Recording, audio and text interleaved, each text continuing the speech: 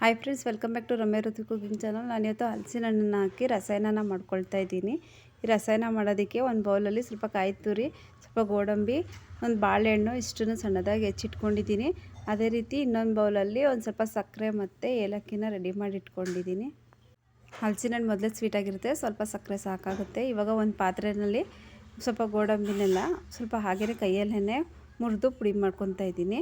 ಅದ್ರ ಜೊತೆ ಏಲಕ್ಕಿ ಮತ್ತು ಸಕ್ಕರೆನೂ ಕೂಡ ಬೇರೆ ಬೌಲ್ನಲ್ಲಿ ಇಟ್ಕೊಂಡಿದ್ದೀನಿ. ಈಗ ಹಲಸಿನ ಹಣ್ಣನ್ನೆಲ್ಲ ಸಣ್ಣದಾಗಿ ಹೆಚ್ಚಿಟ್ಕೊಂಡಿದ್ದೆ, ಅದನ್ನು ಬೌಲಿಗೆ ಸೇರಿಸ್ಕೊಂಡೆ.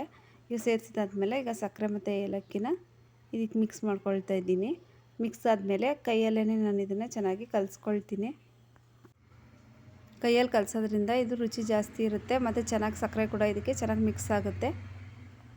ಇದ್ರ ಜೊತೆ ಬೇರೆ ಫ್ರೂಟ್ಸ್ ಕೂಡ ಬೇಕಾದರೆ ಆ್ಯಡ್ ಮಾಡ್ಕೋಬೋದು. ನಾನು ಬರೀ ಹಲಸಿನ ಹಣ್ಣನ್ನ ಮಾತ್ರ ಹಾಕ್ಕೊಳ್ತಾ ಇದ್ದೀನಿ. ನೋಡಿ, ಚೆನ್ನಾಗಿ ಇವಾಗ ಒಂದು ಸಲ ಚೆನ್ನಾಗಿ ಮಿಕ್ಸ್ ಮಾಡಿಕೊಂಡೆ.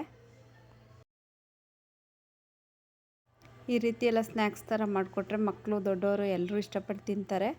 ಈ ಥರ ಮಾಡಿ ಒಂದು ಸಲ ನೀವು ಕೂಡ ಟ್ರೈ ಮಾಡಿ. ನೀವು ಈಗ ಒಂದು ಬೌಲಿಗೆ ನಾನು ಸರ್ವ್ ಮಾಡ್ಕೊಳ್ತಾ ಇದ್ದೀನಿ. Thanks for watching.